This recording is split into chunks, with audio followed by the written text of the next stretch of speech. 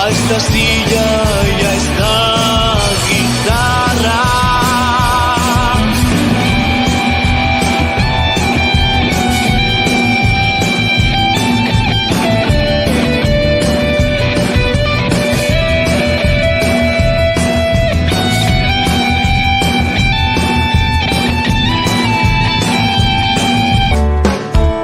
No hay nada que me guste más que sus besos.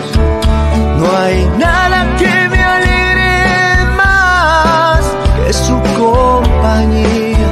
Discúlpame estos detallitos. Naciste pa' que seas feliz.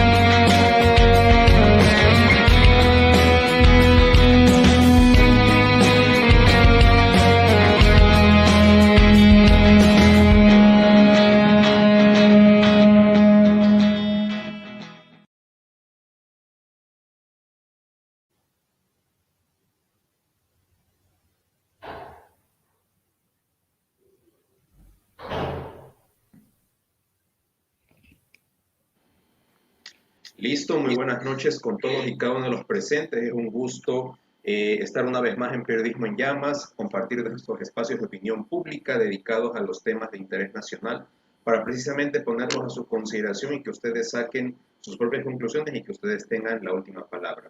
Agradecerles a todos quienes comparten nuestros espacios, no olviden darle like. Estamos como Periodismo en Llamas en YouTube, en Facebook y en Twitter como @enllamasgc.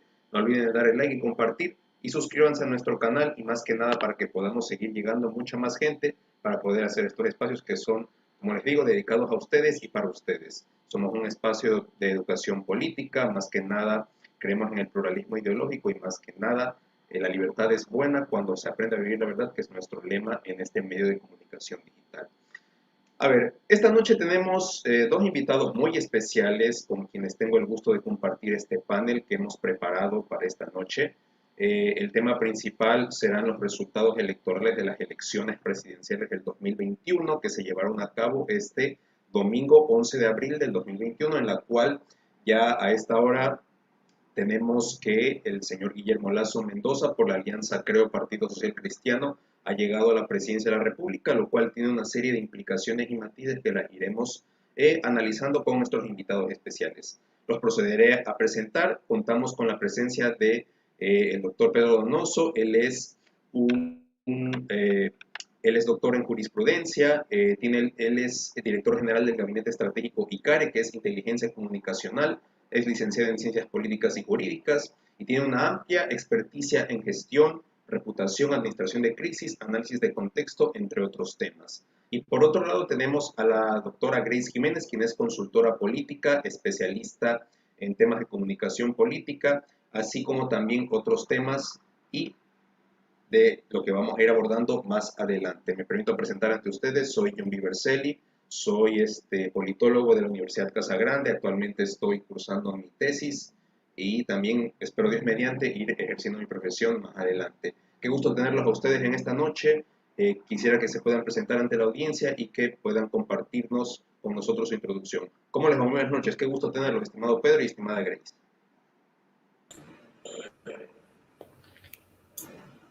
Pedro, buenas noches, ¿cómo estás? Como siempre, es un gusto nuevamente compartir espacio contigo.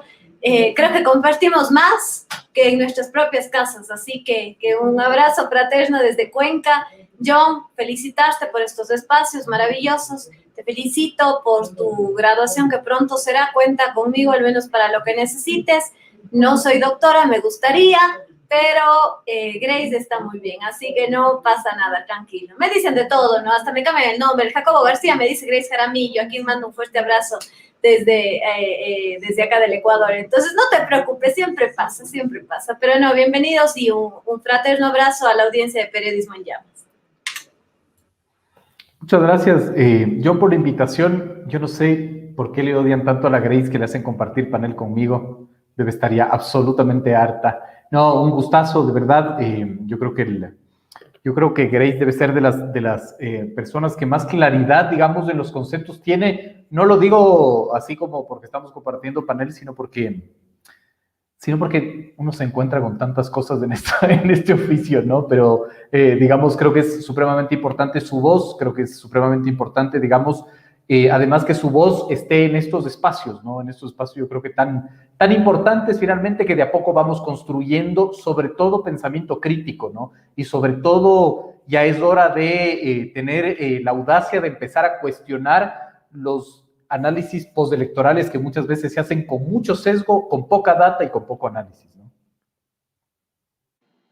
Correcto, mi estimado Pedro, estimada Grace. Créame que de nuevo muchísimas gracias por aceptar la invitación. Esperamos que no sea la última vez y que decirles que tienen las puertas abiertas y de verdad muchísimas gracias.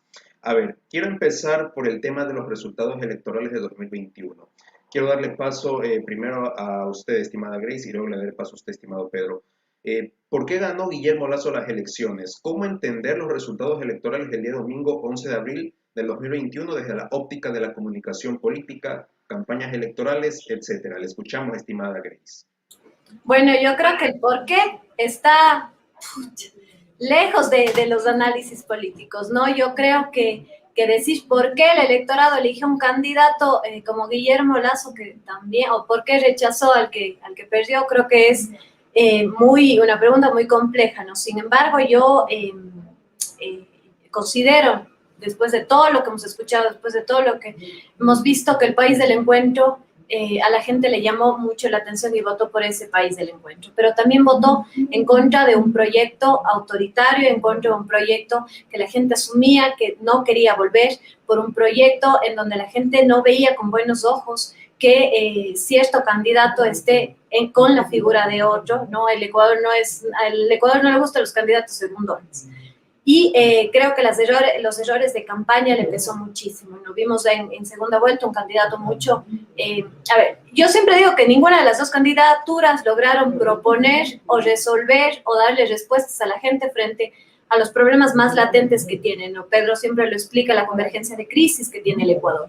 Sin embargo, logró captar el electorado de devolverle la pertenencia, ese sentido de pertenencia a la gente, ¿no? De devolverle eso que en un momento la gente ya había perdido.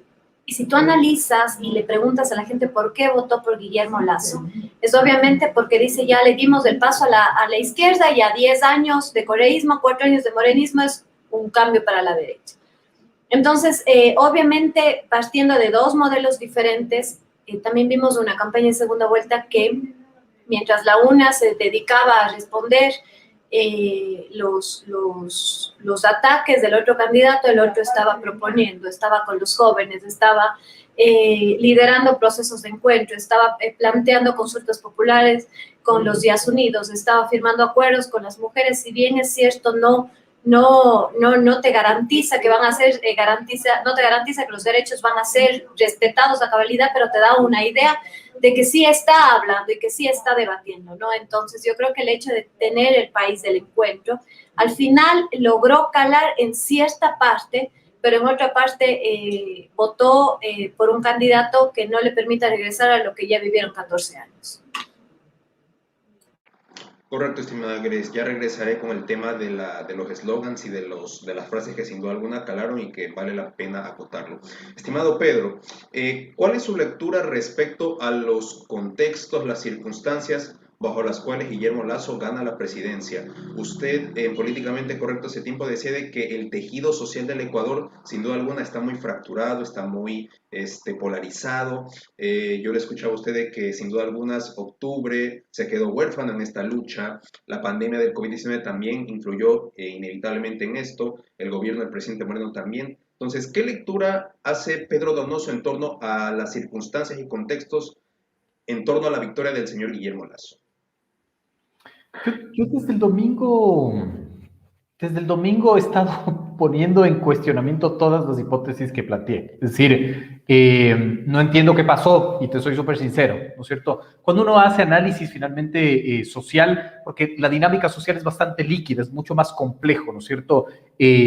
Todas las hipótesis que yo intenté poner a prueba finalmente antes del domingo se quebraron, ¿no? Se quebraron en el sentido de poder entender un poco qué es lo que sucedió, y concuerdo totalmente con Grace, falta un montón de cosas, quizás nunca entendamos qué es lo que sucedió, necesitamos hacer muchísima valoración política de la data, pero también, digamos, muchos estudios post elecciones, ¿no es cierto?, que me parece que es mucho más rico y mucho más importante, digamos, para las posiciones políticas que ahora les toca gobernar, tanto el legislativo como el ejecutivo, entender finalmente cómo queda el Ecuador post 11 de abril, ¿no?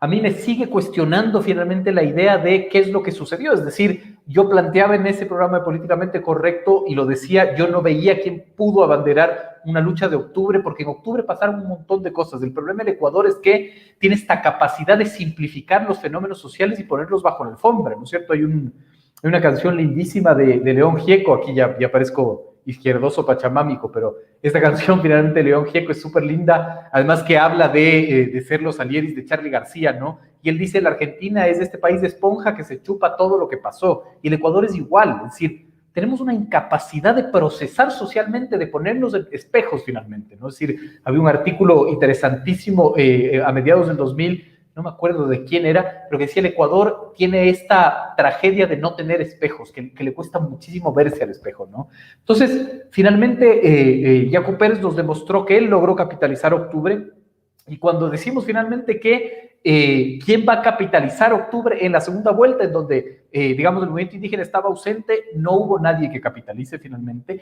y ahí creo que viene el primer análisis que se debe hacer, una valoración política de la data, ¿no es cierto? Es decir, el por qué gana Guillermo Lasso, el que si, digamos, los electores se identificaron con X o Y acción, creo que te va a dar la percepción. Es decir, nunca vamos a llegar, digamos, a una respuesta contundente, real, siempre va a estar basada en la percepción, pero la valoración política que podamos hacer ahorita de los datos es muy, muy importante factualmente hablando, ¿no es cierto? Y si sacas el nulo de la ecuación, ¿no es cierto?, te vas a dar cuenta de muchas cosas. Es decir, yo sí creo que el nulo finalmente es una de las razones de por qué ganó Guillermo Lasso. Esa es mi hipótesis finalmente, ¿no? Entonces, creo que capaz que a lo largo del programa lo podemos ir desarrollando para ya no monopolizar la palabra. Así es, estimado doctor, ya iré con el voto nulo, que sin duda alguna tiene una serie de lecturas que merece la pena acotarlo. Estimada Grace, volviendo al tema de las campañas, quiero hacerle una pregunta y luego la otra. Guillermo Lasso, sin duda alguna, dio un giro radical en su campaña, pasando de la capacidad para cambiar al Ecuador del encuentro.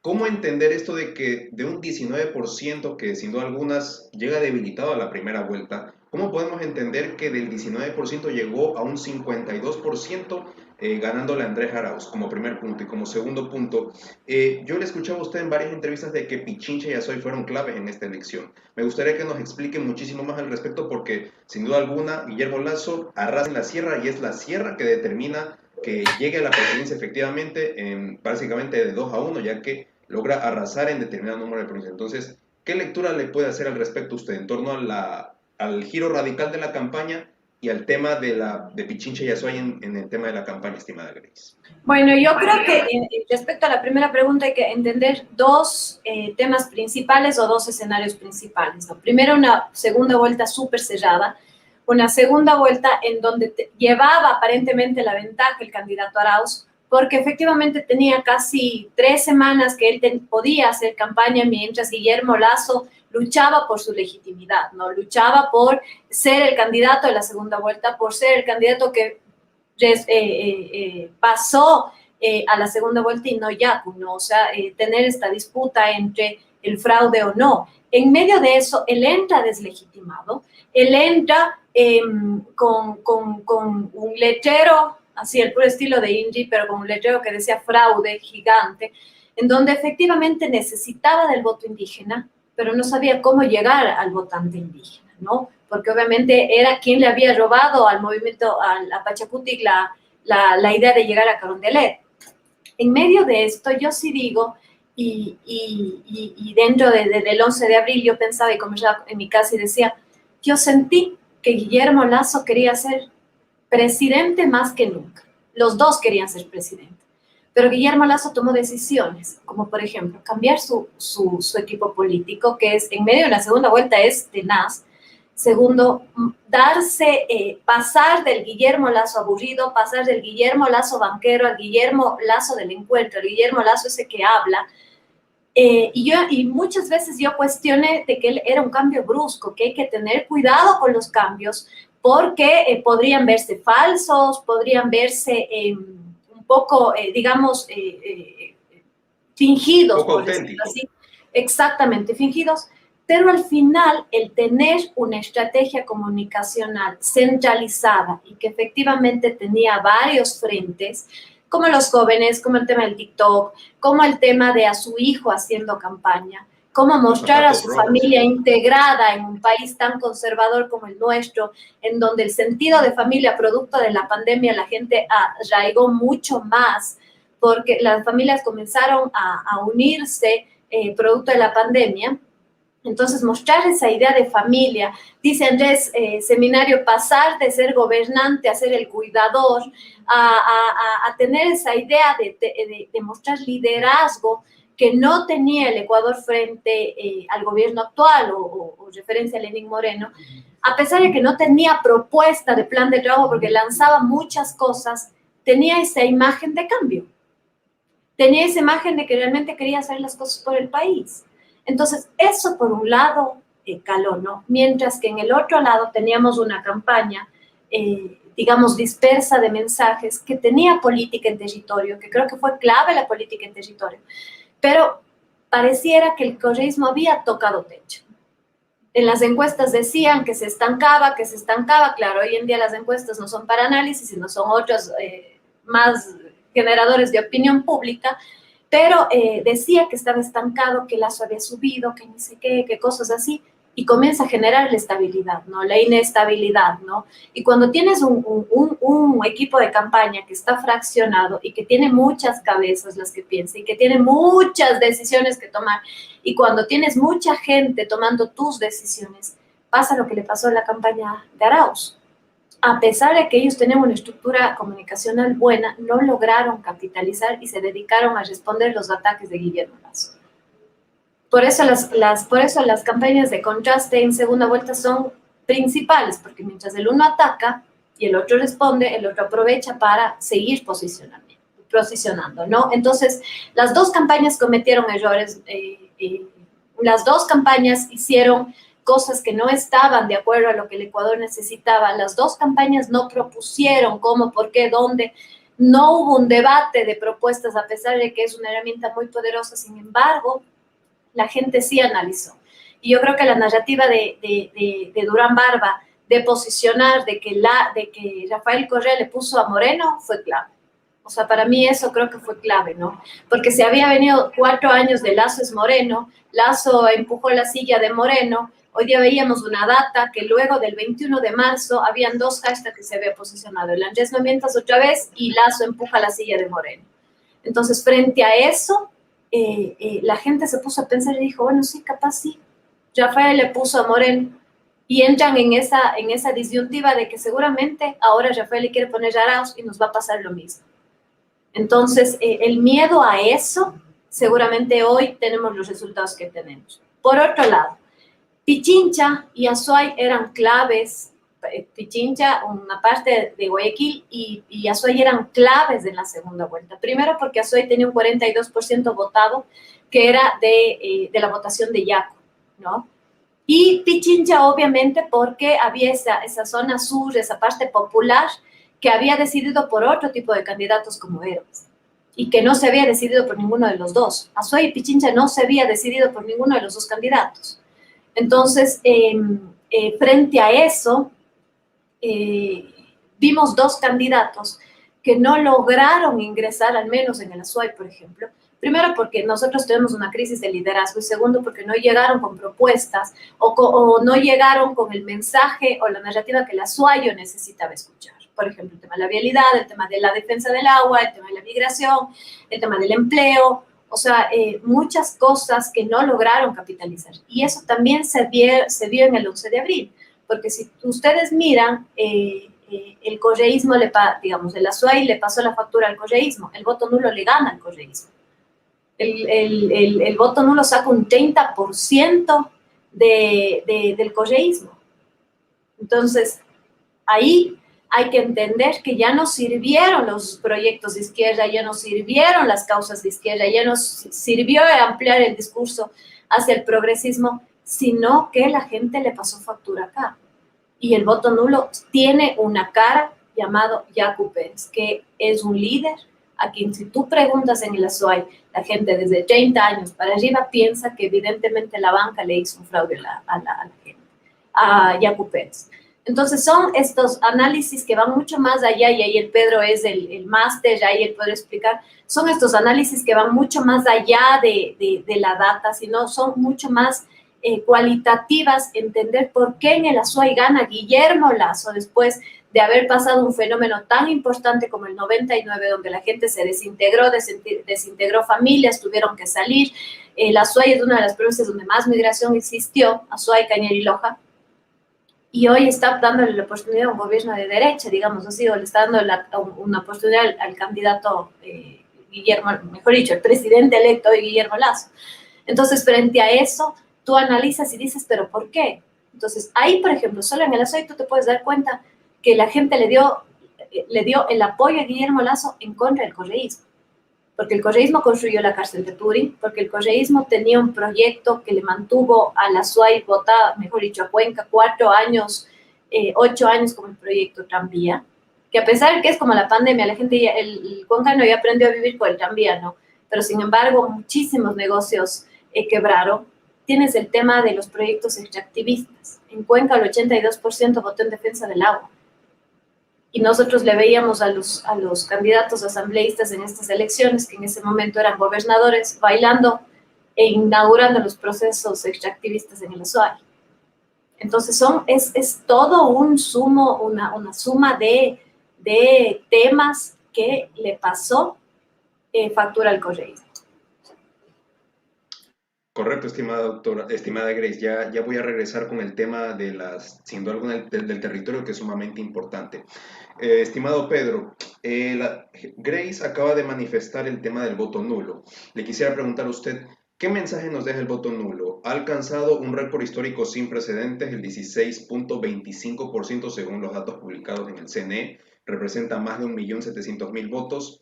Yacu Pérez venía haciendo campaña por este voto nulo ideológico, como él lo catalogó en este sentido, para que de alguna manera, para no darle ni el voto al uno ni al otro, pero vemos que en varios análisis, usted me corregirá, dicen que por un lado el voto nulo benefició a Lasso, que no, que más bien le beneficiará. Entonces, ¿cómo entender esto, estimado Pedro? ¿Qué mensaje nos deja el voto nulo en ese sentido? Y ¿cuál es su lectura respecto a la votación en términos territoriales en todo el Ecuador?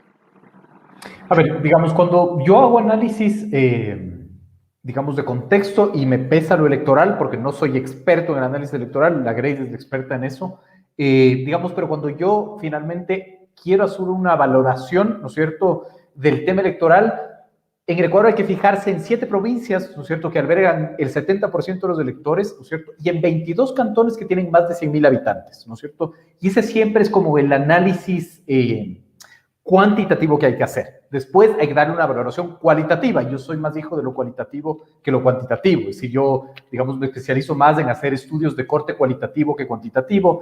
Creo más que finalmente en sociedades como la ecuatoriana, que yo no creo que está polarizada. Yo creo que la sociedad ecuatoriana no está polarizada, está fragmentada, que es más grave. Y ahí venimos, digamos, a darle una valoración al voto nulo, ¿no? En este sentido, yo creo que en los cualitativos nos ayudan a entender el por qué. Los cuantitativos nos ayudan a entender el qué, pero creo que cuando no está tan claro finalmente el tema, cuando hay una dinámica social que impide ver, creo que lo cualitativo es mucho más importante. Y cuando uno recibe cifras, hay que darle una valoración política y lo que se hace es que hay que construir hipótesis. Es decir, no hay que construir conclusiones, hay que construir hipótesis, ¿no es cierto? Siempre evitando sesgos. Cuando yo hago este tipo de lecturas, cuando con mi equipo hacemos este tipo de lecturas, yo tengo pegado en la pared los 5 sesgos, ¿no es cierto?, que me robé de la estadística para evitar hacerlo, ¿no es cierto? El sesgo de confirmación, que es el wishful thinking, esta frase maravillosa de Mark Twain que dice, lo que nos mete en problemas no es lo que no sabemos, sino lo que creemos que sabemos y no sucede. El sesgo de disponibilidad, la falacia del costo recuperable, ¿no es cierto? La falacia de, digamos, correlaciones, causalidad, etcétera, ¿no? Pero cuando uno toma, digamos, la data, hay que hacer estos análisis, digamos, y crear estas hipótesis. Para mí es muy complejo identificar el fenómeno Yacu Pérez, digamos, como el fenómeno Yacu Pérez. Es decir, para mí Yacu Pérez es todo y es nada, es la suma de cosas, ¿verdad? Es del movimiento indígena, pero también, digamos, es una separación del movimiento indígena, es la urbanización de un movimiento, digamos, un poco más arraigado en lo rural. Entonces, no sé si es que finalmente cuando hablamos del voto nulo, hablemos de Yacu Pérez en específico y no hablemos del voto, digamos, del movimiento indígena. Esa es como la primera reflexión. Y claro, la segunda reflexión es, ¿qué es lo que sucedió, ¿no es cierto?, tanto el 7 de febrero como el 11 de abril. Y la data nos dice, ¿no es cierto?, cuando hacemos este análisis de los 22 cantones, que, digamos, Andrés Arauz en la primera vuelta es el gran ganador. Sí, obvio, o sea, le invitamos al señor para que nos diga lo que ya sabemos, sí. Pero, digamos, en esta lógica de los 22 cantones, ¿verdad?, Arauz gana en 16 de esos 22 cantones, ¿sí? Esto es en primera vuelta, ¿verdad? Sin embargo, es un muy mal segundo y un muy mal tercero, porque de esos 16 cantones, él queda solo en un cantón segundo, del resto de cantones, ¿no es cierto?, no los 16 que gana, sino del resto de cantones, él queda segundo en un cantón, tercero en un cantón y cuarto en el resto de cantones. ¿Qué es lo que pasa con Guillermo Lasso? Guillermo Lasso solo gana en un cantón de esos cantones de más de 100.000 habitantes, de 22. Sin embargo, es un muy buen segundo, gana en 11, queda segundo en 11 y queda tercero en 8 cantones, ¿sí? Y claro, la diferencia en ciertos sectores no es tan amplia. Por ejemplo, tomemos Quito. En Quito, finalmente, Lasso gana, ¿no es cierto?, en la primera vuelta y obtiene 24,57% de los votos. Le sigue Javier Herbas, sorpresivamente, con 21%, y de ahí le sigue Arauz con 20%. Es decir, el margen de diferencia era muy corto, a diferencia de Cuenca, en donde Yacu Pérez obtuvo 34%, ¿no es cierto? Es decir, altísimo. En Cuenca, por ejemplo, le seguía Arauz con 17,30 y de ahí en tercer lugar Lasso con 15,75, ¿no es cierto? ¿Qué pasa en la segunda vuelta? En la segunda vuelta, digamos, Lasso obtiene la victoria en 10 cantones de estos 22, pero Arauz gana en 12 cantones de estos 22. Pero entonces, ¿cómo Lasso pudo haber llegado a ganar si es que cuantitativamente ganó más Arauz, digamos, en número de cantones que Lasso? Y aquí está lo interesante. Lasso remonta, ¿no es cierto?, en 5 cantones, pero el nulo duplica su votación en estos 5 cantones o incluso en 3 cantones, que son específicamente Cuenca, Ambato y Latacunga, el nulo le gana a Arauz. Es decir, la diferencia ahí es brutal. O sea, le beneficia el nulo. Le beneficia el nulo, finalmente. Ya voy a ir, digamos, al comportamiento conductual, que es menos, digamos, de cifras, ¿no? Pero finalmente, lo interesante de esto es que Lasso logra remontar en estos cantones, el nulo, ¿no es cierto?, llega segundo, pero además con unas cifras brutales. Es decir, veamos específicamente Cuenca, ¿no es cierto? Ya me meto en el territorio de Grace. Pero, digamos, en segunda vuelta, Lasso obtiene en Cuenca 42,97. El nulo obtiene 28,02 y Arauz obtiene 27,30. Es decir, el nulo juega un papel fundamental porque conductualmente, ¿no es cierto?, lo lógico era que el comportamiento, ¿no es cierto?, de los votantes vaya a Arauz y no vaya a Lasso en estos territorios. ¿Por qué? Primero, por la hipótesis de la identidad con el progresismo, digamos, ¿no?, que igual no existe, ¿no es cierto? Es decir, el comportamiento no es usted es progresista, yo soy progresista, entonces yo voto por usted. No funciona así, es un silogismo falso. Sin embargo, el otro factor que de una u otra manera a mí me daba un poco más de peso era si es que yo tomo como real el mito del fraude, ¿verdad? Yo voy a tener el responsable del fraude, que se llama Consejo Nacional Electoral, del mito del fraude, ¿verdad? pero además el beneficiado del fraude. Y el beneficiado del fraude fue Guillermo Lasso. Ergo, yo no voy a votar por Guillermo Lasso, ¿verdad? Porque yo creo que hizo fraude a mi candidato. Al lanzar, ¿no es cierto?, y hacer campaña por el voto nulo, me abres una tercera vía, lo cual provoca, además, que si analizamos ahora, el Ecuador es fragmentado. Hay ya una tercera vía, ¿no es cierto?, que es la vía del rechazo, digamos, a los dos candidatos, que es del voto nulo, ¿no? Entonces, por eso, de una u otra manera, el nulo finalmente termina siendo un determinante en el comportamiento electoral brutal. Sigue siendo una hipótesis, hay que comprobarla, pero con un poco más de data, ¿no es cierto?, podemos responder a eso. Por eso es supremamente importante, finalmente, esta lógica de no sacar el nulo de la ecuación. Cuando sacas el nulo de la ecuación, ¿no es cierto?, vamos a tener ahí, digamos, un análisis sesgado, con el sesgo de confirmación o el sesgo de disponibilidad. No hay que Entonces, no vamos a entender, no hay que ignorarlo, evidentemente, y tampoco hay que ignorar, digamos, lo que sucedió en Pichincha. Yo tomo ahorita mi celular porque tengo la cifra. Claro, esto es supremamente interesante, ¿no es cierto? Lasso tiene 52.42 versus 47 de 58 a nivel país, ¿no es cierto? Esa es la votación en general, ¿verdad? Si quitamos el voto de Pichincha, digamos, desaparezcamos Pichincha finalmente ahorita, ¿no es cierto? Sacamos del mapa, ¿verdad? La correlación de los votos sería que Arauz gana con 50.23% y Lasso pierde con 49.77%. Es decir, un resultado más reñido. No, ganaría Arauz. O sea, la hipótesis, lo que te estoy queriendo, digamos, construir es, si le saco a Pichincha, ¿no es cierto?, desaparezco Pichincha, no existe la votación de Pichincha, Arauz hubiera ganado finalmente, ¿no? Claro, lo mismo podemos hacer con Azuay seguramente, etcétera. Pero es el peso finalmente del voto de Quito. Hoy me mandaba un buen amigo que igual hacía cifras, ¿no es cierto?, de la imagen finalmente de lo que fue el voto de Quito, ¿no es cierto? Entonces, bueno, no se va a ver, voy a intentar que se vea quizás.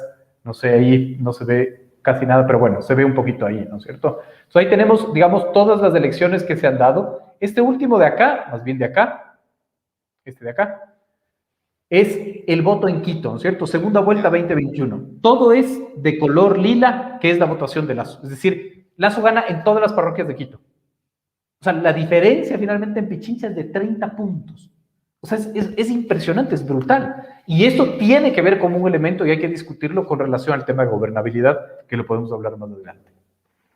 Totalmente, estimado Pedro, con ese tema quisiera ir más adelante. Antes de darle paso a Grace Jiménez, solo una pequeña pregunta, estimado Pedro. ¿Cómo usted ve el tema de el papel de los medios y más que nada este famoso clivaje de correísmo y anticorreísmo? Usted decía de que tenemos un país fragmentado, más no polarizado, pero vemos que en esta elección todavía sigue presente el clivaje de correísmo y anticorreísmo, que de alguna manera en la primera vuelta con los resultados de Yacu Pérez y Javier Herbas se decía de que ya la gente quería apostar por algo nuevo, por una tercera vía, pero con Guillermo Lasso y Andrés Arauz se robustece este clivaje. Entonces, ¿qué lectura le da usted al respecto, estimado Pedro? Bien, o sea, lo que yo quiero decir es que la fragmentación, ¿no es cierto?, es no solo el establecer dos posiciones, ¿verdad? Porque la polarización son dos posiciones, la fragmentación es tener más de una posición. Y claro, con toda la razón, digamos, el clivaje es correísmo, anticorreísmo, sí, pero el anticorreísmo no es uno solo. El anticorreísmo también se quiebra finalmente para establecer una fragmentación. Y eso le hace mucho más complejo a Lasso ser el presidente, ¿no es cierto?, y gobernar, porque va a tener sobre sus hombros el peso de la diversidad del anticorreísmo. No sé si lo estoy explicando. Es decir, en el anticorreísmo también hay extractivismo y antiextractivismo, ¿no es cierto? Porque es una posición conceptual, ¿no? Es súper interesante esto, digamos, es súper conceptual, capaz que no es interesante, pero a mí me apasiona. Esta carrera contra el tiempo de la caracterización conceptual de las cosas. Es decir, yo siento que de hace 10 años, 14 años hasta hoy, la carrera de la caracterización, correísmo, anticorreísmo, sigue viva. Es decir, yo tengo que caracterizar, tengo que conceptualizar qué es el anticorreísmo, tengo que conceptualizar qué es el correísmo. Y en esa conceptualización, ¿verdad?, Lasso emerge con quien, digamos, como quien abandera la bandera del anticorreísmo, pero finalmente con la figura del movimiento indígena y de Pérez se rompe ese anticorreísmo en dos, en tres, en mil. Entonces, ahí, digamos, de una u otra manera, establece una nueva dinámica. Entonces, por ejemplo, los medios, finalmente, también hay un clivaje ahí, correísmo, anticorreísmo, sí, es cierto, pero también en los medios hay un clivaje anticorreísmo y antilacismo, ¿no? Entonces, claro, esa es, digamos, la riqueza de la fragmentación, ¿no? La riqueza en el sentido de análisis, ¿verdad? porque además yo también, y estoy repitiendo mucho esto, yo en los análisis que hago me veo como muy frustrado cuando escucho la capacidad de homogeneizar al otro en el Ecuador. Es que es impresionante. Es decir, todo el anticorreísmo es así. Todo el correísmo es así. Todo el movimiento indígena es igualito. La derecha es igualita. Todo el empresariado es igualito. No.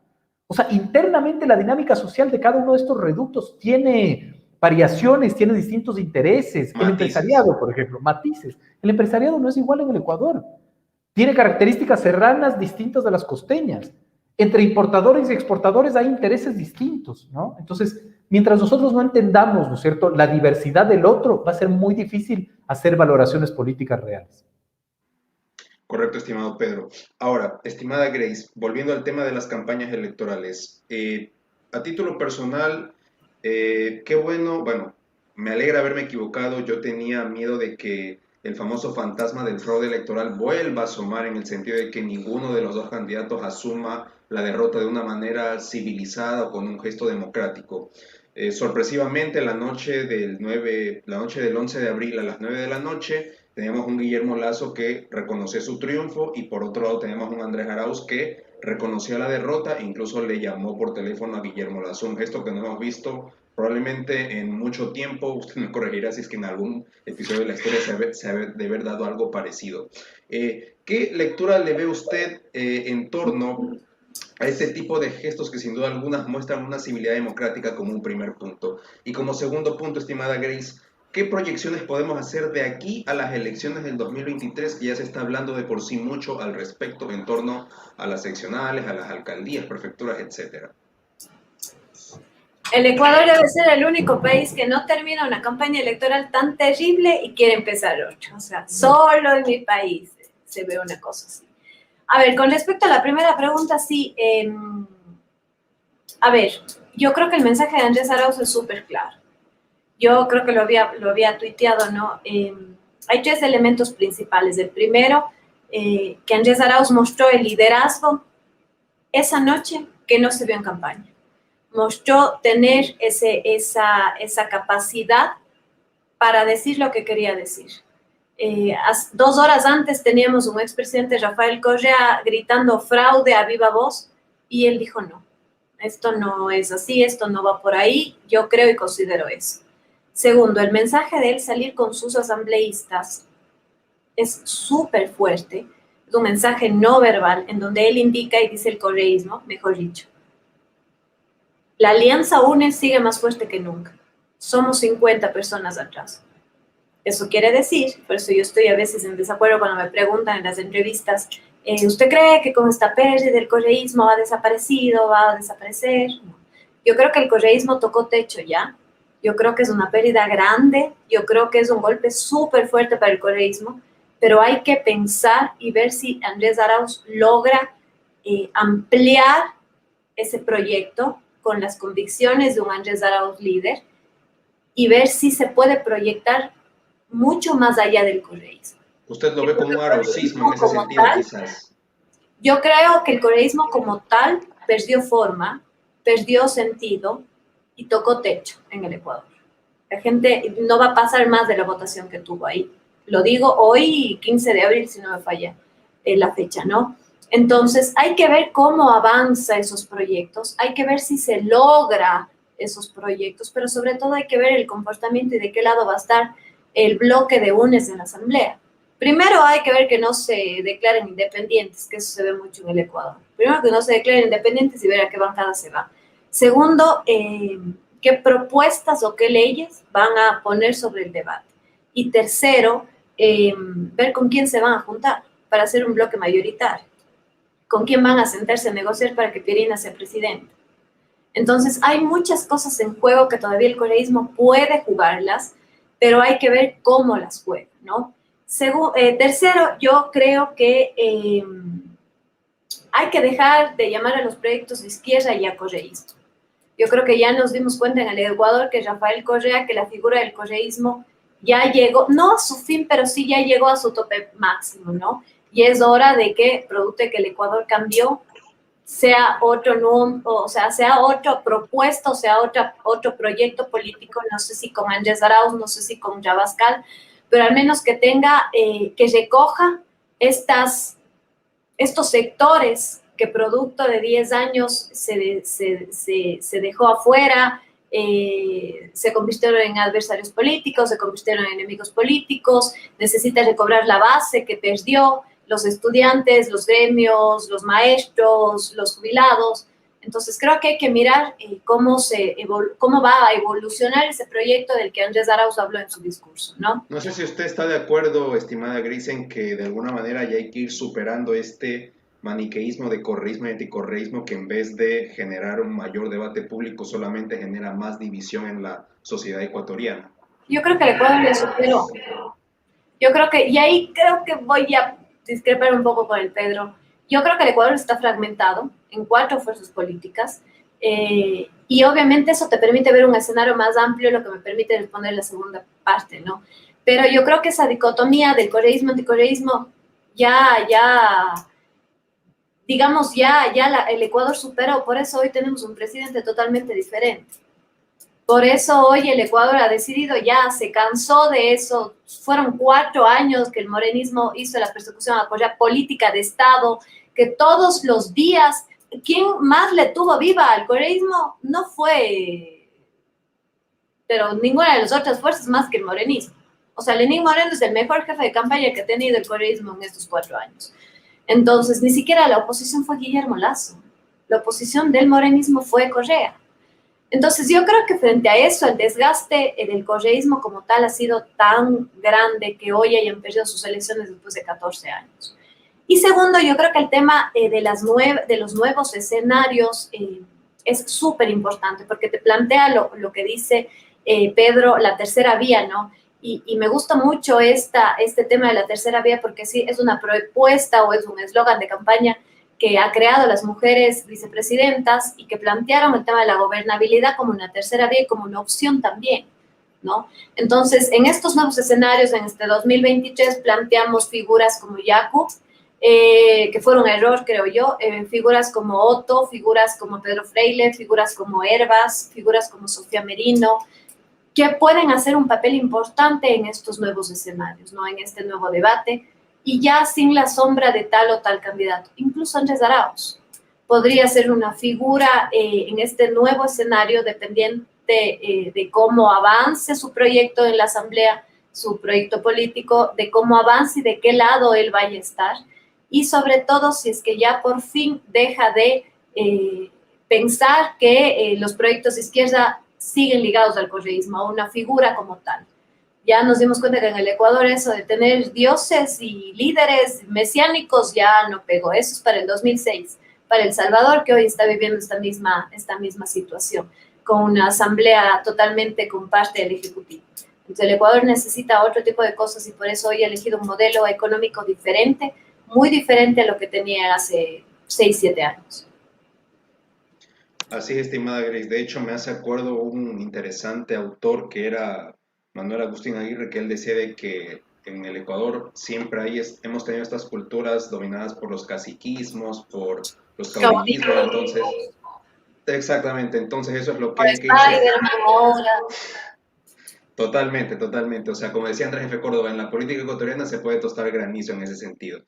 Ahora, en el tema de la gobernabilidad, quisiera abordar esto con usted, estimado Pedro, pero antes, usted en un artículo de La Barra Espaciadora mencionaba de que en caso de que Guillermo Lasso gane las elecciones, representaría una muerte del anticorreísmo. ¿Podría explicarnos un poco al respecto de esto como primer punto? Y como segundo punto, en el tema de la gobernabilidad, ¿qué escenario le espera a Guillermo Lasso donde sin duda alguna la asamblea va a ser atomizada y tendrá que buscar consensos mínimos en torno a una agenda de interés común, como por ejemplo el plan de vacunación, reactivación económica y una reconciliación nacional? Entonces, ¿qué escenarios ve usted en el tema de la gobernabilidad entre el Ejecutivo y Legislativo, estimado Pedro?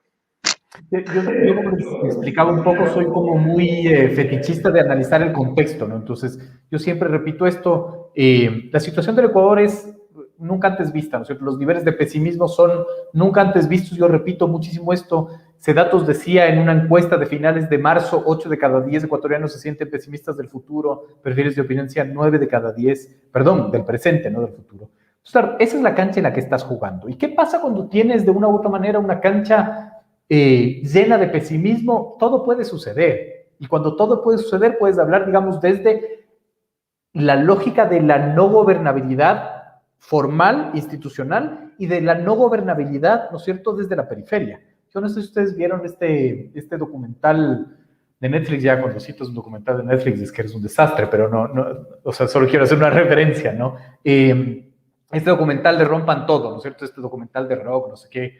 Y claro, ahí me impresionó, digamos, una entrevista que le hacían, me parece que era al vocalista de Maldita Vecindad, en donde él decía, en los 90, ¿no es cierto?, se nos vendió un México absolutamente del primer mundo, ¿verdad? Firmamos un NAFTA con Estados Unidos, éramos ya un país del primer mundo, ¿no? Hasta que un 1 de enero nos levantamos y teníamos al ejército zapatista en la frontera con Chiapas. Es decir, nunca entendimos, ¿no es cierto?, que lo que nos pintaban como un imaginario real no era lo que en verdad estaba sucediendo en México. Y eso finalmente suele suceder como efecto, ¿no es cierto?, social o de la dinámica social cuando el tejido social está roto, cuando el pesimismo nos alberga, ¿no es cierto?, y es un efecto natural. O sea, hoy, o me parece que ayer, Diario La Hora publicaba estas cifras de un estudio de UNICEF con el BID que decía que 412 familias, ¿no es cierto?, de la clase media pasaron a engrosar las filas de, digamos, la pobreza, ¿no es cierto? Estamos hablando de personas o de familias que vivían con $860,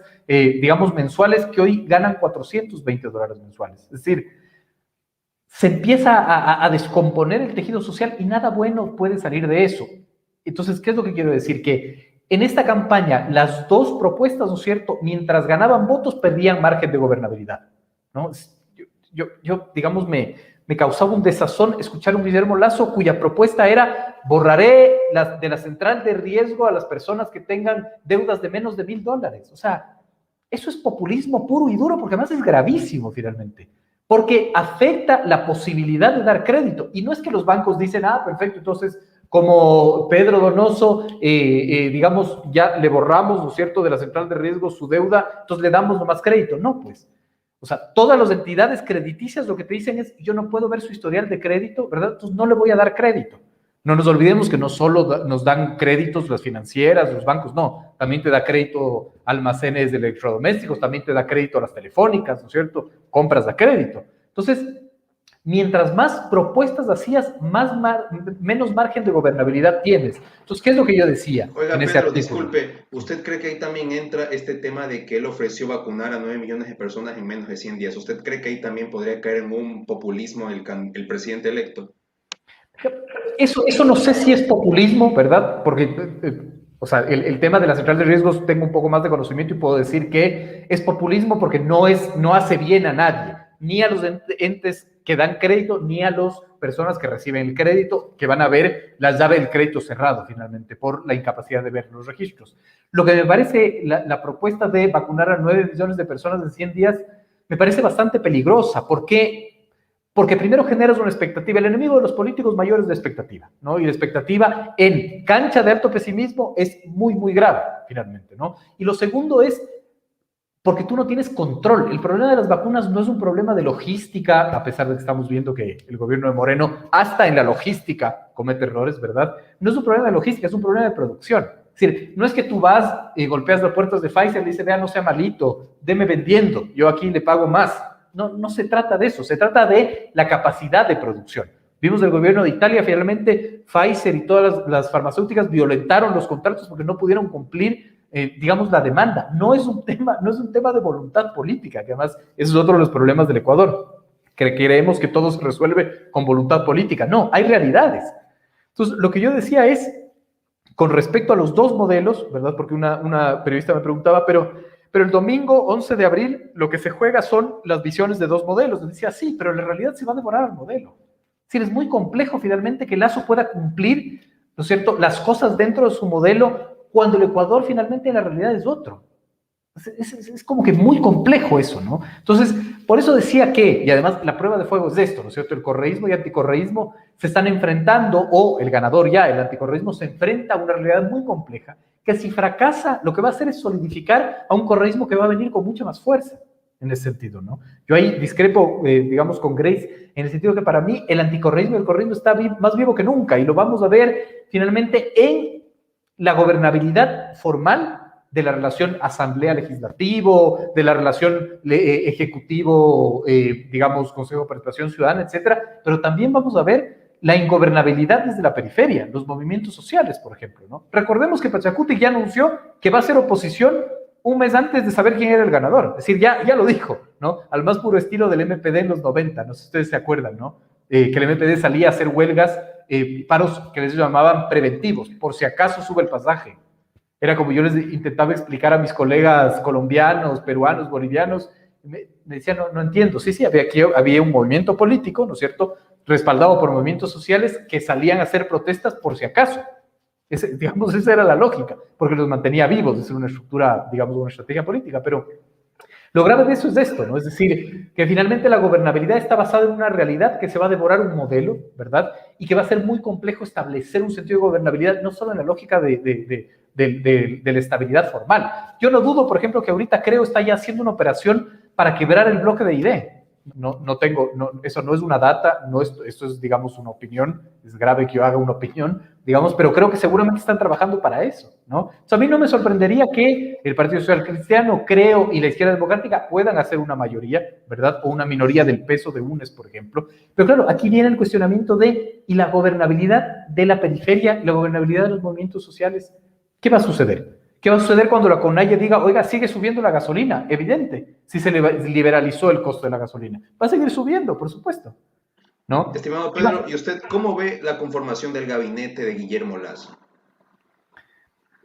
Digamos, a veces creo que es bastante irrelevante. Entonces aquí todo el mundo me va a decir, ¿cómo vas a decir eso? Es importantísimo.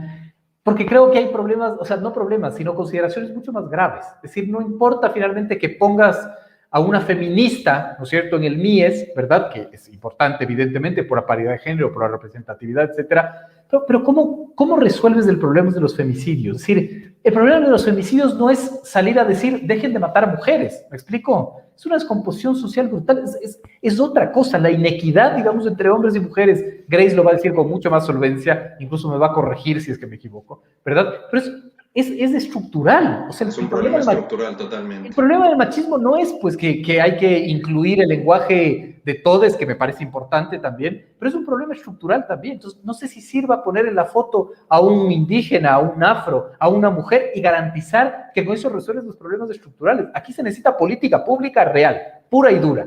¿Qué tanto, digamos, está dispuesto Lasso, sus alianzas, y qué tanto la realidad le va a permitir implementar políticas públicas reales que intenten cambiar la estructura de las cosas? La realidad no lo va a permitir. O sea, pero eso es real, pero eso es lógico finalmente, ¿no? Y vimos en la campaña, en el discurso de la aceptación de la ganancia de Lasso. Lasso empezó diciendo, aquí está mi hija de 30 años, está soltera por si acaso, ¿no es cierto? Y después dijo, no importa, las niñas embarazadas aquí tienen a papá y mamá. Eso no es política pública. Entonces, claro, la realidad va a rebasar finalmente las intenciones, siento yo, y ahí hay una discusión mucho más compleja que ahí la Grace ya le veo que quiere hablar, así que me parece importantísimo escucharla. Totalmente, estimado Pedro. Por favor, estimado. Pero yo aunque tenga que decir, pero es que sí, o sea, aparte de lo indignada que estoy, ¿no? Y la Claudia Roura me decía el otro día en una entrevista y me decía, sí, pero porque el tema de Dios, ¿no? Y me decía, no, es que solo quiso agradecer. Perdón, estamos en un estado laico. Una cosa era el Guillermo Lasso, candidato, presidente del movimiento Creo, tendencia de conservadora, y otra cosa es el presidente. El presidente tiene que gobernar a todos los sectores, y darle garantías de una vida digna a todos los sectores, independientemente de lo que él crea. El Ecuador hoy más que nunca ha fomentado debates como el tema del aborto por violación. El Ecuador es el segundo país más violento que obliga a las niñas a parir. Y tenemos a un candidato diciendo que necesita padre y madre, cuando las niñas necesitan educación y estar libres de violencia. Cuando por producto del confinamiento están con sus padrastros, están con sus padres, con sus hermanos, con sus tíos, a quienes les violan todos los días. Entonces, a mí por eso yo siempre he dicho que el tema de las mujeres es un sector importante, pero no puedo permitir que venga un candidato y se crea feminista solo porque se pone un pañuelo verde, se pone un pañuelo morado, o venga a hacer un acuerdo, obviamente basado en el convenio Belén do Pará, con los CEDAW, y que haga un compromiso con él solo. Es como lo que viene pasando todo el tiempo en el Ecuador, las decisiones las siguen tomando los grupos asesores del candidato, pero no hay intervención de los jóvenes, no hay intervención de las mujeres, no hay intervención de los campesinos, no hay intervención de los indígenas, y eso no es participación, eso es caudillismo. Entonces hay que entender muy bien esas dos cosas y el Pedro no pudo haberlo dicho mejor. De hecho, estoy feliz porque es la primera vez, Pedro, que te escucho hablar así de las mujeres. Estoy casi convencida de que eres un compañero más de la lucha feminista. Qué bestia, te juro que me pasara por la pantalla y te abrazara de la felicidad. Soy, que no haya Porque dicho otras veces. necesitamos personas más construidas en el tema del feminismo. Necesitamos que los gobiernos miren hacia las mujeres, somos la mitad de la población. Entonces hay que entender que la política pública no está enfocada en los derechos humanos. Hoy como nunca el Ecuador ha tenido un retroceso gigante en los derechos humanos. Y yo decía en Carlos Berry, le decía, a ver, yo votaré por el candidato que a mí me diga y que haga un compromiso de que la ley de erradicación de la violencia, su presupuesto va a subir al 100%. Nadie ha hablado de la ley del presupuesto de la ley de erradicación. Pero se rasgan las vestiduras diciendo que son feministas. Entonces, y lo mismo pasa con los jóvenes. Hoy los jóvenes no tienen acceso a la educación y necesitan trabajar y no hay una ley de oportunidades laborales que permita que los jóvenes hoy al menos tengan una oportunidad para tener un sueldo o que al menos tengan una vida digna. Entonces, el gobierno, los retos de este gobierno no se basan en los modelos económicos, se basan en las urgencias de los países. Y cuando un país tiene una crisis tan profunda como la que tenemos nosotros, primero el plan de vacunación se convierte en una prioridad, pero la vida de las mujeres, la vida de las niñas, la vida de otros sectores importantes se convierte en una urgencia. Y si no tenemos un candidato que tenga voluntad política, pero sobre todo que tenga la voluntad de ampliar un sector, estamos nuevamente nadando en la orilla. Y eso va mucho más allá de un modelo económico, eso va mucho más allá de querer tener en su gabinete gente de la oposición. Eso va mucho más allá, porque no tiene a mujeres tomando las decisiones y no tiene tampoco a los sectores tomando las decisiones. Correcto, estimada Grace. Concuerdo en parte y aparte creo que sin duda alguna uno de los problemas que tiene el Ecuador en ese sentido es que los problemas son sumamente estructurales y aparte no tenemos políticas públicas de Estado porque lastimosamente el Ecuador se caracteriza por tener políticas coyunturales, o sea, siempre cada 4 años es un borrón y cuenta nueva o se va al tacho de basura y es por eso que hay una inestabilidad y no hay una continuidad de una agenda para buscar consensos mínimos en ese sentido. Estimada Grace, en ese sentido, ¿cuál debe ser la agenda de política pública que debe trazar esta próxima legislatura, el gobierno de turno, la sociedad civil, etcétera, para que se puedan buscar consensos mínimos en torno a las principales problemáticas que padece la sociedad ecuatoriana, que como bien lo conté antes, fue el tema de la salud, el tema de la seguridad, el tema del empleo y el tema de estabilidad, como un primer punto. Y como segundo punto, le quería preguntar a usted, ¿cuál es el futuro de las ideologías políticas en el Ecuador? Vemos que últimamente la ideología política básicamente es una mala palabra, ya no se quiere hablar de izquierda, derecha o de ideologías políticas, quieren abogar por un pragmatismo cuando creo que la ideología política es la que te da un horizonte de cómo tú puedes plantear un proyecto político de país que permita aglutinar una serie de necesidades sociales para llegar a la población que menos tiene. Y el futuro de los partidos políticos que, como decía Giovanni Sartori, solamente se activan en época de elecciones y cuando deberían ser escuelas de formación política para formar cuadros generacionales. Como decía George Lakoff, los políticos necesitan autenticidad, identidad, valores y principios y más que nada la capacidad para transmitir el mensaje. Entonces, ¿cómo usted ve estos dos puntos, estimada Grace, en el tema de las ideologías políticas y en el tema de la agenda de políticas públicas? A ver, yo creo que el tema de las ideologías políticas ya es un tema de simbolismos, ¿no? Hoy es más fácil en el Ecuador crearse una cuenta de Facebook que abrir o sacar un partido o un movimiento político. 184 en un sistema como el del Ecuador es una locura, primero.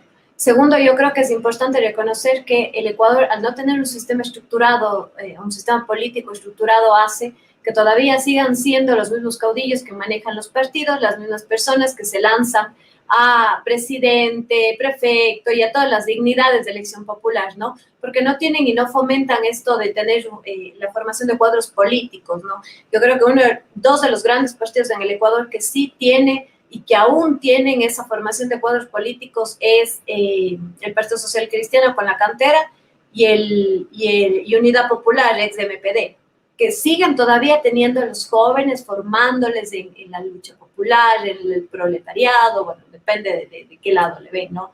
Y obviamente esta formación de cuadros permite que se amplíe mucho más la mirada y que el ser humano esté en constante desarrollo, ¿no? Que se siga uno formando de acuerdo a lo que va avanzando la sociedad.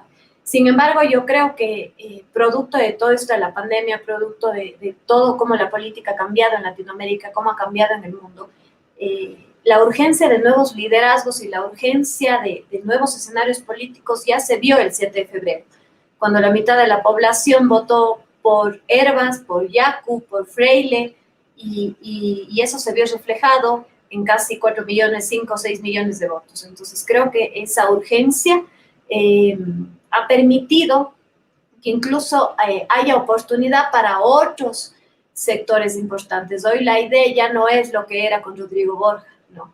Y no por el hecho de que esté un candidato como Hervas, sino porque ha permitido la construcción de otros tipos de actores como los jóvenes, que hoy los jóvenes y la participación política hoy es increíble.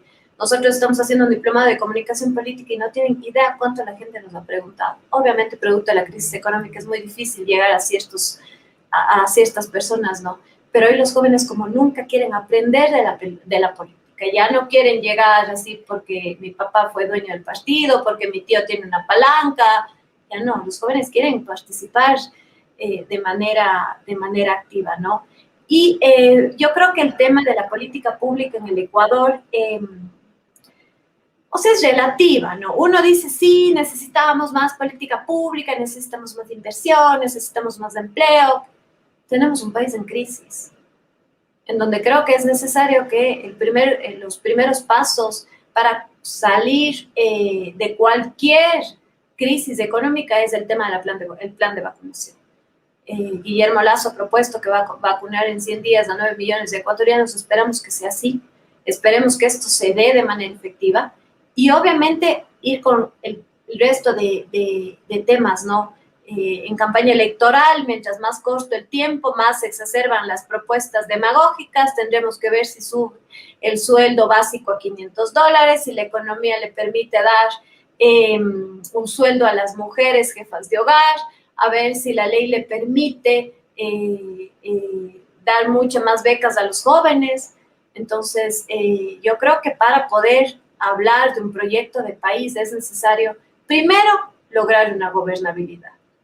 Porque imagínense ustedes un gobierno de Lasso como una presidencia de la Asamblea de Pachacuti.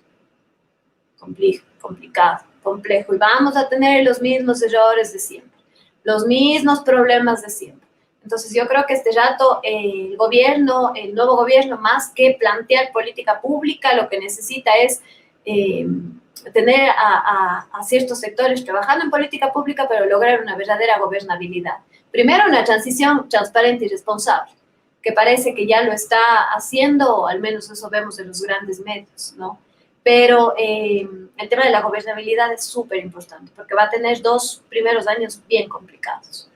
Bien complicados. Y espero y anhelo que no sigan con los mismos pretextos de siempre, que el gobierno anterior no hizo, que el gobierno anterior no robó, que el gobierno anterior no ni sé qué, que el gobierno anterior sacó la plata, que el gobierno anterior puso 30 ministerios.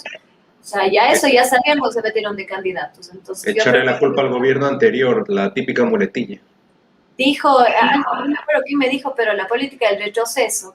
La política del retrovisor, creo que nos dijo Anja Bernal en NTN 24, Pedro No es cierto. La política del retrovisor, o sea, estar viendo a cada rato lo que pasó.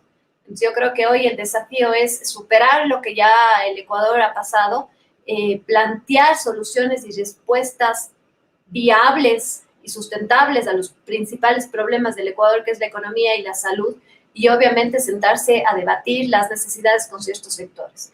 Hoy la agroproducción está teniendo graves problemas producto de la economía Y hoy, por ejemplo, si ustedes revisan las noticias, cerca de 80 personas les detuvieron en la frontera de México con Estados Unidos y el 60% eran azuayos. Entonces, esas son hay que evitar que la gente salga y se quede y trate de encontrar oportunidades en su mismo país. Si un gobierno no puede hacer eso, ¿qué te puedes esperar del resto de políticas públicas en temas sociales? Así es, estimada Grace. Créame que ha sido muy interesante escucharlos a los dos. Créanme que yo he aprendido bastante como alumno de ciencias políticas. Créanme que yo todavía tengo mucho por aprender y escucharlos a ustedes dos, sin duda alguna, enriquece el debate público, que es a lo que debemos aspirar. Quisiera darles paso a su mensaje final a la audiencia para que puedan despedirse y más que nada comprometerles para que vuelvan a visitarnos. Créanme que ha sido una maravillosa experiencia tenerlos a ambos. Estimado Pedro, empezamos con usted y luego le doy paso a usted, estimada Grace. Yo soy muy malo dando mensajes. Yo digamos, solo hago análisis, así que más bien agradecerte, John, sigue adelante, me parece que estos espacios son fundamentales. Agradecer a Grace, me encanta, digamos, siempre escucharle. Yo creo que lo que necesitamos finalmente es, sobre todo, dudar de todo, ¿no es cierto? Buscar fuentes, digamos, de información válidas. Yo tengo un hijo adolescente y le puse en su cuarto una gran página en donde le puse las fuentes de las cuales creo yo que él debería ir, ¿no es cierto? Que estaba harto que consulte Wikipedia. Entonces creo que es importante también eso, ¿no es cierto? Siempre poner en duda todo, pero sobre todo, digamos, ir más allá de lo que yo creo que está sucediendo, ¿no? Es decir, yo creo que el sesgo de confirmación nos hace tanto mal a analistas, a ciudadanos, a todos. Creo que hace falta cuestionarnos mucho, cuestionar lo que vemos, lo que escuchamos, lo que leemos, contrastar, identificar, investigar, ¿no? En fuentes fiables. Creo que ese es como mi mensaje en general. Estimada Grace, usted. El mío, bueno, primero agradecerle, felicitarte, John, para que estés un jueves, 10 de la noche, hablando de política. Híjole, así inicié yo. Cagado estás, como se sabe decir en Cuenca. Fregado estás. Pero no, felicitarte, enviarle un fuerte abrazo a toda la audiencia de Periodismo en Llamas. Pedrito Donoso, dice el Jeff Sanguña que te va a llevar a la posta para que hagas estos análisis del feminismo que le urgen tanto a la sociedad. No, nunca me invita, que no se haga ahorita el que me invita, porque nunca me invita. Ya estás escuchando, nunca le invitas, no seas malito ya. Y no, yo creo que la política, después de tanto que hemos vivido la campaña, hoy podemos siquiera reírnos de cualquier cosa, de Spider-Man, de lo que sea. A mí ya esto me parece gracioso. Pero vivimos una campaña dura, ¿no? Vivimos una situación complicada y aquí estamos, ¿no? Para fomentar la participación de la gente, para fomentar una nueva forma de hacer política, esa tercera vía, dejando de lado los liderazgos. Creo que es una salida súper chévere para plantear agendas importantes, nuevas agendas que se vienen. El tema de la educación virtual creo que es una de las grandes deudas que todavía tiene el Ecuador con nuestro país. Así que hay que darle para adelante. John, cuando quieras, Azuay está para lo que necesites. Pedro, ya te he hecho 20,000 veces la invitación. Y lindo, vengan, cuídense del COVID que todavía no pasa. Mientras siga este gobierno, ya todo puede pasar, pero no, mantener la esperanza de que la política puede ser diferente, que la política puede ser debatida, que la política puede ser ampliada con argumentos y no con opiniones, y que el fanatismo político ya pasó de moda. Totalmente, estimada Grace, estimado Pedro, agradecerles de nuevo. La idea es intercambiar ideas, no balas, como siempre digo, y créanme que esto es una pasión para mí, hablar de política y generar espacios de educación para la gente que necesita conocer estos temas, y más que nada en estos tiempos donde no hay que perder la capacidad de asombro y estar expectantes y estar vigilantes. De verdad, muchísimas gracias, estimado Pedro, estimada Grace, que les vaya muy bien, que Dios los bendiga mucho, espero volver a tenerlos en una próxima ocasión. Y eso ha sido todo por esta ocasión, agradecerles a la audiencia, que la pasen bien y nos vemos en una próxima ocasión. Muchísimas gracias. Buenas noches, chao, chao.